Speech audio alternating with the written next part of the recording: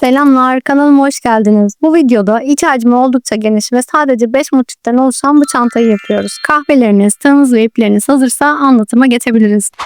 Selamlar herkese tekrar. Bugün çok kolay şu şekilde 5 tane motiften oluşan bir çanta yapacağız. Ben çanta için spagetti yarnın makrame polyester serisini tercih ettim. Şöyle çok tatlı sonbahar renkleri var. Ben bu markanın özellikle renk pigmentlerini çok beğeniyorum. Yani şu şekilde böyle krem rengi falan birçok markada bulabiliyorsunuz ama yani şu rengin ve şu rengin pigmentinin yoğunluğu ve aynı tonda, aynı seride bir renk oluşunu birçok markada ben bulamıyorum. O yüzden bana çok hitap ediyor bu renk tonlarının pigmentasyonu. Dolayısıyla polyester makrameyi de çok fazla projelerimde kullanmıyorum ama işte özellikle çanta veya işte ev dekorasyon ürünü falan yapacaksam oralarda tercih ediyorum. Şöyle parlaklığı da çok bana hitap ediyor. Bu ipin kalınlığı 2 milimetre. %100 polyester zaten. Tığ numarası da 2-4 arası kullanılabilir diyor. Ben 4 numara bir tığ tercih ediyorum bu çalışmayı yaparken.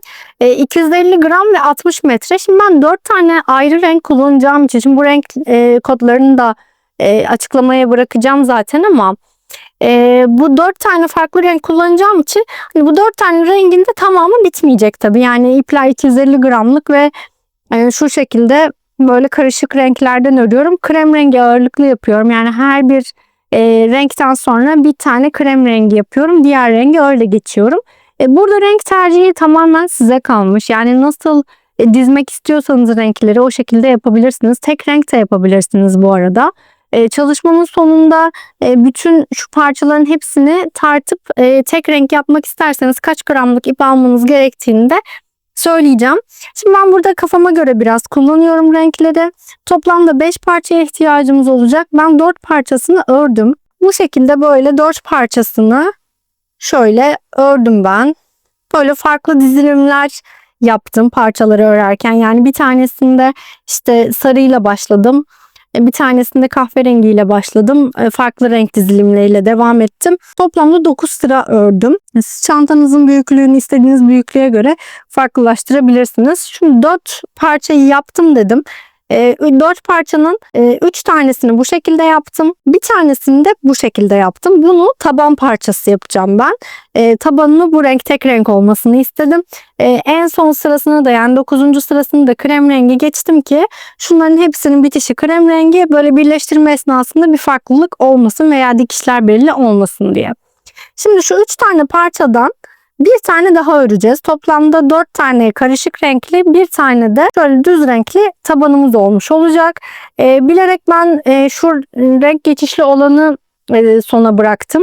Birlikte örelim diye. Hem renk geçişlerini nasıl yapıyoruz? Böyle hani kusursuz görünmesi için, renk geçişlerinin belli olmaması için, özellikle şu köşe kısımlarda veya işte başladığımız yerde belli olmaması için nasıl böyle düzgün görünüyor? Bunu göstermek için de bu kısmını da sona bıraktım birlikte örelim diye. Şimdi birlikte başlayalım. Krem rengiyle başlıyorum ben örmeye. Diğerlerinde de hep orta kısmını krem rengi yapmıştım.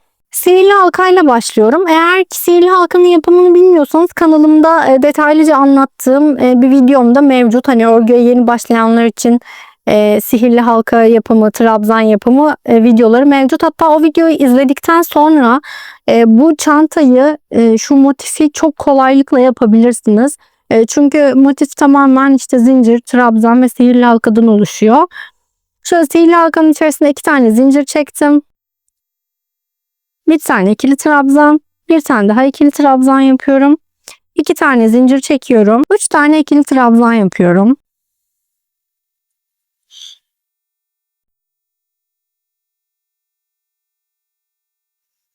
İki tane zincir çekiyorum. 3 tane daha ikili trabzan yapıyorum. 2 tane zincir çekiyorum. 3 tane daha ikili trabzan yapıyorum.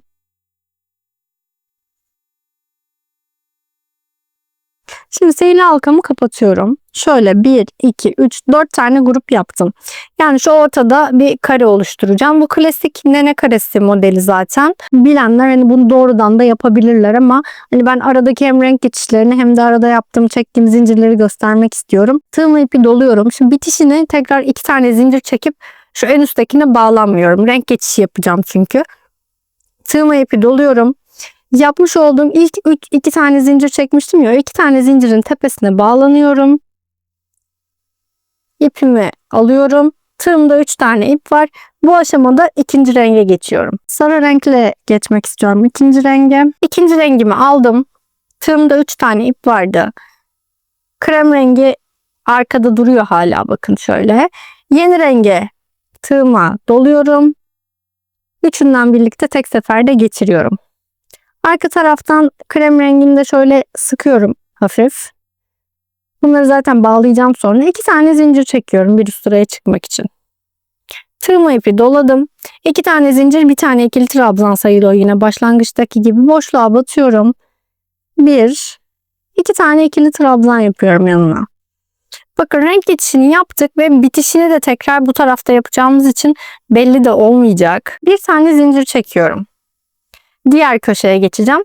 Şimdi burada ben çalışma boyunca şöyle yapıyorum. Şimdi köşelerin üzerine köşe yapacağız ya. Bir buraya köşe, bir tane de yani bu köşenin üstüne 2 tane köşe yapacağız. Bu birinci köşenin yarısıyla başlamış oluyorum. Yarısını yapıyorum. Biterken diğer yarısını yapacağım. Bu şekilde daha düzgün görünüyor. Şimdi ilk sırayı yapalım. Daha net anlaşılacak zaten. Tığıma ipi doladım. Bir tane zincir çekmiştim. Diğer köşedeyim. 3 tane ikili trabzan yapıyorum aynı boşluğa. 2 tane zincir çekiyorum köşede olduğum için. Tığıma ipi doladım aynı boşluğa. Yani köşe boşluğuna yine 1, 2, 3 tane ikili trabzan yapıyorum. Bakın bir tane köşem oluştu. Diğer köşeleri de oluşturup buraya kadar geleceğim şimdi. Bir tane zincir çekiyorum. Tığıma ipi doladım. Diğer köşedeyim. Köşelerde 2 zincir, aralarda 1 zincir çekiyorum. 3 tane ikili trabzan. 2 zincir. 1, 2, 3 tane ikili trabzan yapıyorum. 1 zincir çekiyorum. Diğer köşedeyim. 2, 3 tane ikili trabzan. 2 zincir. 1, 2, 3 tane ikili trabzan yaptım. 1 zincir çektim ve başlangıç noktasına geri geldim. Şimdi başlangıç noktasında bir tane üçlü grubum vardı. Diğer üçlü grubu da yapacağım. Tığıma ipi doladım. İlk üçlü grubun olduğu boşluğa batıyorum. 1, 2, 3 tane ikili trabzan yapıyorum. Tığıma ipi doluyorum. 2 tane zincir çekip bitirmiyorum. Tığıma ipi doluyorum. Çünkü renk değiştireceğim tekrar. Renk değiştireceğim için renk geçişini tekrar yapacağım. Alt sırada yaptığım gibi. Tığıma ipi doluyorum. İlk başta yaptığım 2 tane zincirin tepesine batıyorum. İpimi çıkartıyorum ve ipimi bekletiyorum. Şimdi bu aşamada eğer ki şu sihirli halkanın ortasını biraz daha sıkalım. Eğer ki bu aşamada bu iki renkten farklı bir renge geçiş yapacaksanız, yani işte kahverengi ya da yeşile, krem rengine geçmeyecekseniz buradan farklı bir renge geçiş yapacaksanız eğer yeni bir rengi bağlamanız gerekiyor. Aynı alt sırada yaptığımız gibi. Yani diyelim ki kahverengiye geçiş yapacaksınız. Bu şekilde böyle kahverengiyi alıp bağlamanız gerekiyor. Ama ben krem rengiyle geçeceğim. Çünkü her iki farklı renk arasında bir kere krem rengi yapıyorum. Şimdi krem rengini zaten koparmamıştım. Çalışma boyunca hiç koparmıyorum krem rengini. Tekrar krem rengini alıyorum. Sanki yeni bir ipmiş gibi geçiriyorum. Sarı rengi de arkadan hafif sıkıyorum. Biraz olduktan sonra sarı rengi keseceğim. Hemen kesmiyorum sarı rengi. 2 tane zincir çekip bir üst sıraya çıkıyorum. Şimdi bakın ilk sırayı böylece tamamlamış olduk. Tığımla ipi doluyorum. Buradaki 2 tane zincir yine bir tane ikili trabzan sayılıyor. Yanına 2 tane daha ikili trabzan yapıyorum. Bir tane zincir çektim. Tığıma ipi doladım. Şimdi şuradayım. Boşluk kısmındayım. Boşluk kısmına 3 tane ikili trabzan yapıyorum. Bir tane zincir çektim. Şimdi tekrar köşedeyim. 1, 2, 3 tane ikili trabzan, 2 tane zincir, aynı boşluğun içerisine 3 tane ikili trabzan yapıyorum.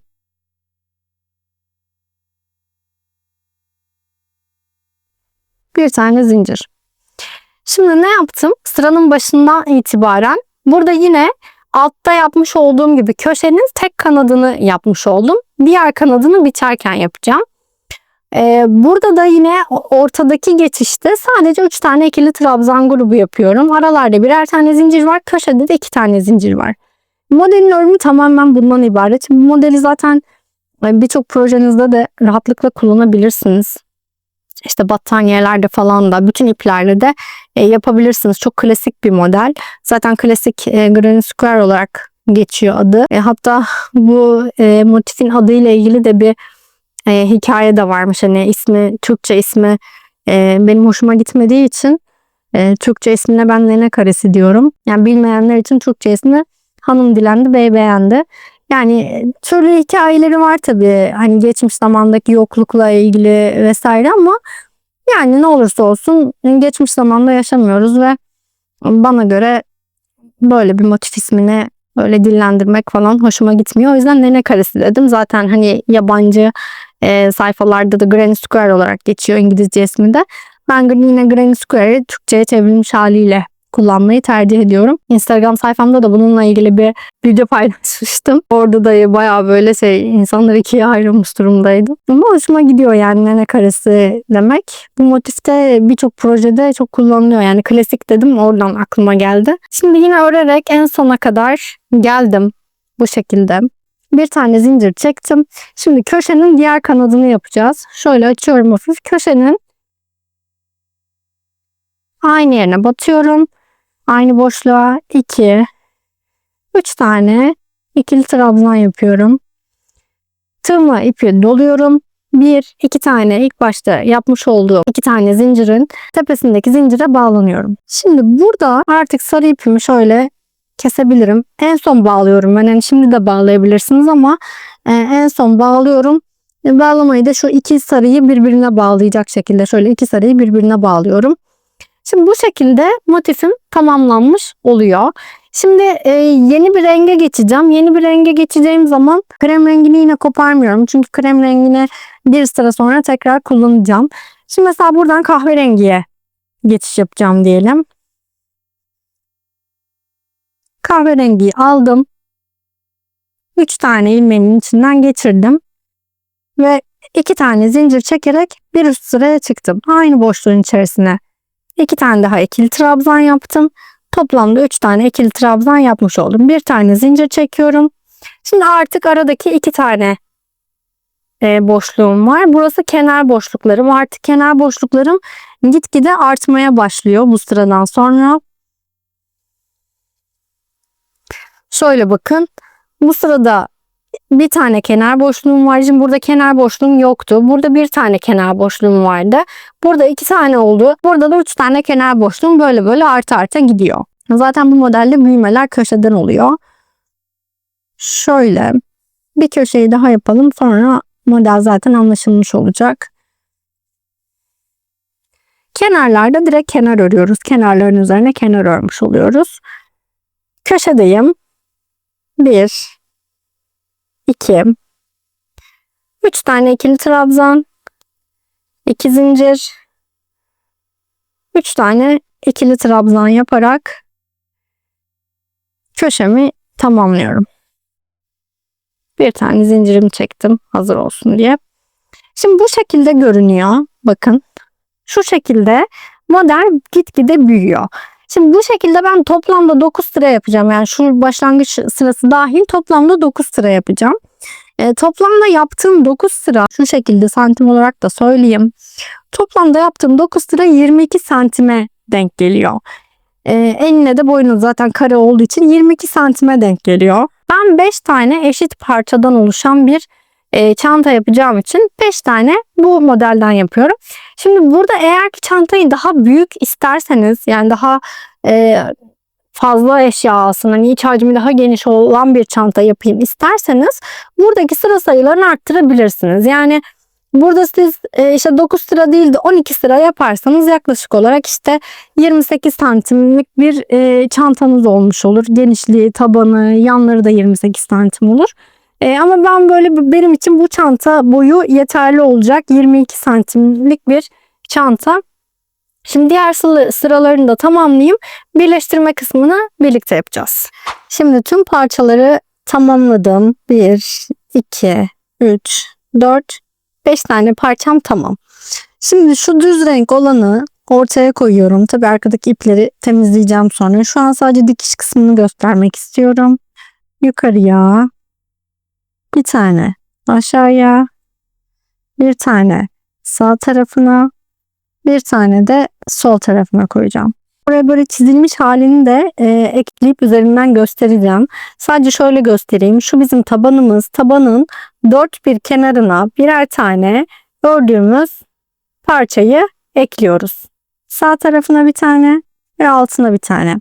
Buralardan dikiş yapacağız. Şimdi dediğim gibi çizilmiş halini de çizimli halini de göstereceğim. Şimdi buralardan şu dört tarafı birbirine dikiyoruz. Buradan, şuradan, buradan, şu taraftan ve üst taraftan. Şimdi dikişleri şöyle tamamladım. Şuradan, şu ortanın, tabanın dört kenarından dikişleri tamamladım. Şimdi dikişleri tamamladıktan sonra böyle yukarıya doğru katlayıp şu ara kısımları da dikeceğim. Bunu da yine kağıt üzerinde çizimli olarak anlatıyor olacağım. Şöyle şu kısımları da dikeceğim. Yani çantayı tam bir böyle kutu formuna çevirmiş olacağım. Yan tarafları da böyle şöyle dikeceğim. Kutu formuna çevirmiş olacağım. Yani dikeceğim yerler şu iki tarafı şöyle birbirine dikmiş olacağım şu kısmı. Yine aynı şekilde tüm kenarları da böyle birbirine dikeceğim. Bu böyle kutu formuna olacak. Sonrasında şu ağız kısmını yapmış olacağız ve çantamız aslında bitmiş olacak bunu diktikten sonra. Sonra da bir sap kısmı yapacağız ve tamamlanacak sap kısmını da yaptıktan sonra. Şimdi kenarlarını da dikelim. Şimdi bu dikişleri yaparken püf nokta şu. Ben mesela iç taraftan şu iç kısmından dikiyorum. Yani terslerini çevirerek buraya yere yatırıyorum. Düz bir zemine terslerini çevirerek yatırıyorum. İç taraftan dikiyorum. Katladığımda dikiş kısmı şu şekilde görünüyor. Yani üçlü gruplar birbirinin karşısına gelecek şekilde görünüyor. Şimdi burada düz bir zemine yatırarak parçaları birleştirdik. Köşe kısımları yani şu kenardaki iki parçayı birbirine birleştirirken de yine arkadan birleştireceğim. Yani şu şekilde katlıyorum. Arka kısımdan birleştirmeye başlıyorum. Burada birleştirmeye başlarken şu köşeden her zaman için başlıyorum. Yani dört köşeyi, daha doğrusu şu an elimdeki 3 parçanın köşesini birbirine bağlamış oluyorum. Dikişleri böyle içeriden yaptığımızda dış kısmı daha düzgün görünüyor. Özellikle bu gibi böyle polyester ya da makromelerde daha kalın olduğu için dış kısımdaki herhangi bir yamukluk, yani dikişteki herhangi bir yamukluk tolere edilemiyor. Şöyle başlangıçtaki parçayı bir tık uzun tutuyorum çünkü sağlam bir bağlama yapabilme adına, sonrasında sökülmesin diye. Şimdi bir tane kenarı diktim. Bakın şöyle iç tarafa doğru zemini tekrar şöyle tabana oturttuktan sonra bu şekilde görünüyor. Bakın tabanı ve kenar kısmı. Tüm kenarları aynı şekilde dikiyorum. Şimdi çantamın birleştirme kısmını bitirdikten sonra bu şekilde bir görünümü oluyor. Şöyle ben kahverengi iple şu kısmına böyle birkaç sıra daha sık iğne ya da tekli trabzan da olabilir. Tekli trabzan daha tok durur. Tekli trabzanla birkaç sıra daha geçeceğim. Ya kahverengi seçmemde özel bir sebep yok. Çanta biraz böyle kahverengi ağırlıklı olmasını istediğim için bu rengi seçtim. Siz istediğiniz başka bir renkle de yapabilirsiniz. Yani kremle de devam ettirebilirsiniz eğer bu renkleri kullanacaksanız. Sonrasında da sap kısmına geçeceğim. Sap kısmını yaparken damalı bir çanta yapmıştım daha önce. Kanalımda tarifi de var.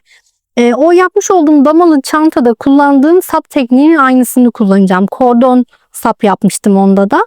Bunda da kordon sap tekniğinin aynısını kullanacağım. Şöyle şu köşe kısmından her zaman başlıyorum. Yani dikişin birleşim noktasından başlıyorum. Tığma ipini dolayarak şöyle tekli trabzan. Hep aralara, yani iki tane trabzanın arasına birer tane tekli trabzan yapıyorum. Bakın bu şekilde görünüyor. Bu şekilde 2 ya da 3 sıra taklayayım. Çok fazla çıkmam.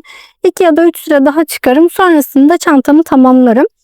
Sadece şu dikişi yaptığım kısmı bir göstereceğim. Yani iki parçayı birleştirdiğim kısımda buradaki tekli trabzanı nasıl geçiyorum onu göstereceğim bir. Şimdi köşeye geldim. Yine 2 tane trabzanın arasına birer tane tekli trabzan yapıyorum. Tam şu dikişin olduğu yerin içine de, iki birleşim yerinin içine de mutlaka şöyle tekli trabzan yapıyorum. Bir tık böyle ipi uzatarak yapıyorum ki kasma yapmasın diye. Burada bir fazlalık ipim varsa toplayarak yine tekli trabzana devam ediyorum örmeye. Şu kısımda böyle oluyor bakın. Buradan sonra da yani buradaki her bir boşluğu mutlaka değerlendiriyorsunuz tekli trabzan yaparak. Bundan sonrası da yine aynı şekilde bir sırada da tekli trabzanların arasına tekli trabzan yapacağım yine. Bir ya da dediğim gibi 2 sıra devam ettirip sonra da sap kısmını yapacağım. Şimdi ben bu şekilde 2 sıra tekli trabzan örerek bitirdim. 2 sıra benim için yeterli oldu. Siz isterseniz daha fazla da örebilirsiniz. Şimdi sap kısmını anlatıyorum. Sapı yaparken 4 numara değil 3,5 numara bir tığ tercih ediyorum. Tığıma ipi doladım. Kilitledim. 2 tane zincir çekiyorum. İlk çektiğim zincirin içinden batıyorum. Bir tane sık iğne yapıyorum. Ters çeviriyorum. Şuraya batacağım. Şurada bir tane yuvarlak oluştu ya, buraya batıyorum. İpi çıkartıyorum. Bir tane sık iğne yapıyorum. Tekrar ters çeviriyorum. Şimdi burada şu ikili oluşan ikiliye batıyorum. Tekrar sık iğne. Ters çeviriyorum. Oluşan ikili halka var. Halkaya batıyorum. Ters çeviriyorum. Oluşan ikili halkaya batıyorum. Bir tane sık iğne yapıyorum. Bakın bu şekilde böyle kordon oluşuyor. Sadece şu kısmı böyle ters çeviriyoruz. Şuraya battığımızda zaten kendini belli ediyor. Bir tane sık iğne yapıyoruz. Batıyorum. Bir tane sık iğne yapıyorum. Bu kordon şeklinde sap örme bence en basit saplardan birisi. Ben yani sap örme, bu incik cincik işleri çok fazla sevmiyorum ama bu sap örme şekli hem hızlı ilerliyor hem de gerçekten çok sağlam oluyor. Yani ip zaten esnek değil ama bunu esnek bir ipte yaptığınızda da yine bu sıkılıkta oluyor. Burada bir numara küçük tığ kullanmamızın sebebi de zaten bu. Bu şekilde böyle halat şeklinde oluyor. Yaptıktan sonra da böyle şöyle iç kısmını dikeceğiz ve çantamız tamamlanmış olacak. Bundan 2 tane yapacağım ben. İstediğiniz ölçüye göre, istediğiniz uzunluğa göre yapabilirsiniz. Yani çantanın sapının ne kadar uzun olmasını istiyorsanız ona göre yapabilirsiniz. Şu kısmı dikeceğiz zaten. Şuradaki karenin şurasını dikeceğiz. Şimdi bir tane sapı tamamladım. Sapın uzunluğunu hemen söylüyorum. Şöyle bakalım. Toplamda 45 santimlik bir sap örmüş oldum. Şimdi bu sapı tam olarak bu çanta modelinde şuraya dikmeniz gerekiyor. Yani burada bir kare var ya, tam şu karenin şu motifin başlangıcına ve bitişine şu şekilde dikmeniz gerekiyor ki taşırken düzgün olsun. Hem de şöyle şu kısmı da böyle kapatıp kullanmak isterseniz, şöyle ikiye katlayıp kullanmak isterseniz de bu şekilde bir görünümü olsun. Bu şekilde en rahat formu oluyor. Biraz daha içeride de kullanabilirsiniz ama yani buradaki şuraya dikili olan sapla en rahat kullanımı bu şekilde buluyorsunuz. Bundan bir tane daha öreceğim.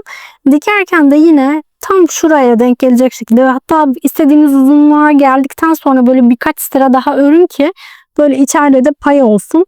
Tam şuraya böyle ikisinin ortasına denk gelecek yere şöyle güzelce bastırarak aynı kendi ipiyle yine kendi ipiyle ve şu şekilde bir yün iğnesi yardımıyla böyle sıkıca dikiyorum. Dikmeden önce isterseniz kumaş yapıştırıcısıyla şöyle yapıştırıp onun üzerine de dikebilirsiniz.